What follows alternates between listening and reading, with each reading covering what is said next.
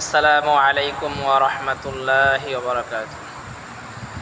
আল্লাহ রাব্বুল আলামিন পবিত্র কোরআনের মধ্যে বলেছেন, কুলু ওয়াশরাবু, তোমরা খাও পান করো।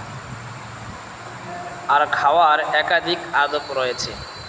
এক, খানা খাওয়ার সময় জুতা খুলে খানা খাওয়া, এতে তৃপ্তি বেশি পাওয়া যায়। এমন নয় যে জুতা পায়ে দেওয়া খাওয়া যাবে না বা গুনাহ হয়, বরং তৃপ্তি বেশি পাওয়া যায়, এজন্য জুতা খুলে খাওয়া ভালো। দুই, উভয় হাতের কবজি পর্যন্ত ধোয়া। তিন, প্রয়োজন হলে কুলি করা। চার, বিশ্বনবী মুহাম্মদুর রাসূলুল্লাহ সাল্লাল্লাহু আলাইহি সাল্লাম যেভাবে বসে খানা খেতেন সেভাবে বসে খানা খাওয়া। হাদিসের মধ্যে এসেছে, রাসূল করিম সাল্লাল্লাহু আলাইহি ওয়াসাল্লাম বাম পা উঠিয়ে ডান পায়ের উপর বসে খানা খেতেন। অন্য রাওয়ায়াতে এসেছে, রাসূল করিম সাল্লাল্লাহু আলাইহি সাল্লাম উভয় হাঁটু উঠিয়ে খানা খেতেন। এছাড়া উলামা ইকরাম আরও দুইটি পদ্ধতি বলেছেন। এক, উভয় হাঁটু বিছিয়ে খানা খাওয়া।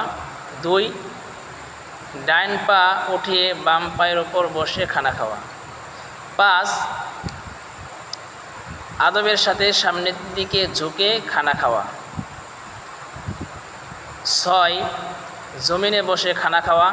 চেয়ার টেবিলে বসে খানা খাওয়া অনুত্তম, অর্থাৎ জমিনে বসে খানা খাওয়া উত্তম, চেয়ার টেবিলে বসে খানা খাওয়া অনুত্তম। সাত, যখন খানার সামনে আসবে তখন দোয়া পড়া, আল্লাহুম্মা বারিক লানা ফিমা রাযাকতানা ওয়া কিনা আযাবান নার। আট, খানা খাওয়ার শুরুতে বিসমিল্লাহ পড়া। যদি ভুলে যাই তাহলে যখন মনে আসবে তখন বিসমিল্লাহি আউওয়ালাহু ওয়া আখিরাহ পড়া। আর একাধিক লোক একসাথে খানা খেলে বিসমিল্লাহ জোরে পড়া, যাতে করে অন্যেরা শোনে, তারাও বিসমিল্লাহ পড়তে পারে। নয়, কোনো বস্তুর সাথে বা কোনো বস্তুর পরে হেলান দিয়ে না খাওয়া, অসুস্থ হলে দোষণীয় নয়। 10, ডাইন হাত দিয়ে খানা খাওয়া। 11, আল্লাহ রাব্বুল আলামিনের হুকুম এ নিয়তে খানা খাওয়া, অর্থাৎ আল্লাহ রাব্বুল আলামিন খানা খাওয়ার হুকুম করেছেন এবং খানা খেলে ইবাদত করতে সক্ষম হব, শক্তি অর্জন হবে, এই নিয়ত করে খানা খাওয়া। 12, একাধিক লোক একসাথে বসে খানা খেলে এবং খানার প্রকার একটা হলে নিজের সামনের থেকে খাওয়া, অন্যের সামনে হাত না বাড়ানো। তবে খানার প্রকার যদি একাধিক হয় তাহলে যে কোনো জায়গার থেকে খানা খেয়ে নিতে পারবে।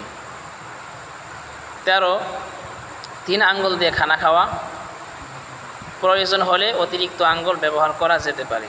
14, কিছু উলামা ইকরাম বলেছেন খানার শুরুতে এবং শেষে লবণ দিয়ে শুরু করা শেষ করা, এটা মওযু হাদিস, এটা সহিহ নয়। 15, প্লেটের সামনের থেকে খাওয়া, মাঝে হাত না দেওয়া, কারণ মাঝে বরকত নিহিত রয়েছে। 16, খেজুর বা এ জাতীয় খাবার হলে একটি একটি করে লুকমা দেওয়া, একাধিক একসাথে না ওঠানো। 17, এক লুকমা শেষ না হতে হতে অন্য লুকমা না ওঠানো। 18, অতিরিক্ত গরম খাবার না খাওয়া।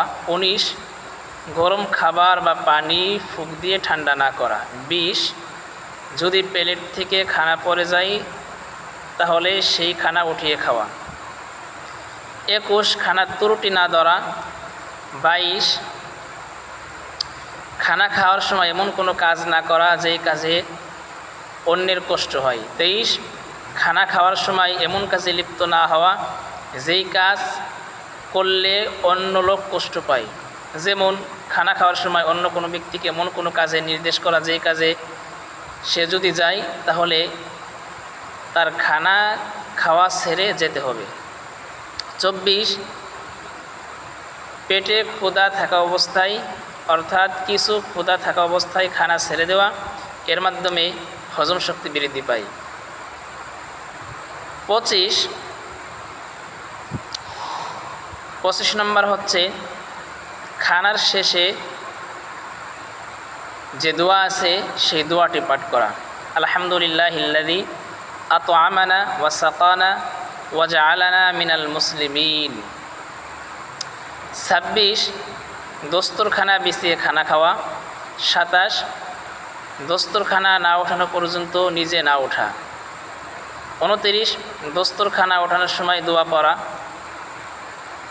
আলহামদুলিল্লাহি হামদান কাসীরান তাইয়্যিবান মুবারাকান ফীহি গায়রা মুওয়াদ্দাইন ওয়ালা মুস্তাগনা আনহু রাব্বুনা। 30 খানা খাওয়ার শেষে উভয় হাত কবজি পর্যন্ত ধোয়া। 31 প্রয়োজন হলে কুলি করা। 32 দাঁত খেলাল করা। 33 খাবার শেষে হাত ধোয়ার পর হুজুর সাল্লাল্লাহু আলাইহি সাল্লাম তার হাত মুখে মুছে নিতেন। 34 খাবার শেষ করার পর কিছু তেলাওয়াত ও জিকির করা। 35 খাবার শেষ করার সাথে সাথে শুইবে না, তাতে অন্তর শক্ত হয়ে যায়। 36 দাওয়াত বা অন্যের ঘরে খাইলে এই দোয়া পড়া, আল্লাহুম্মা আত'ইম্মান আত'আমানি ওয়াসকি মান সাকানি। 37 একই মজলিসে কয়েকজন খেতে বসলে যার খাওয়া শেষ সে আগে না ওঠা, এতে করে অপরজনের খেতে সমস্যা হয়। 38 খাওয়ার আগে সামান্য পানি পান করা। আল্লাহ রাব্বুল আলামিন আমাদেরকে এই আদবগুলো বজায় রেখে খাওয়ার তৌফিক দান করেন, আমিন।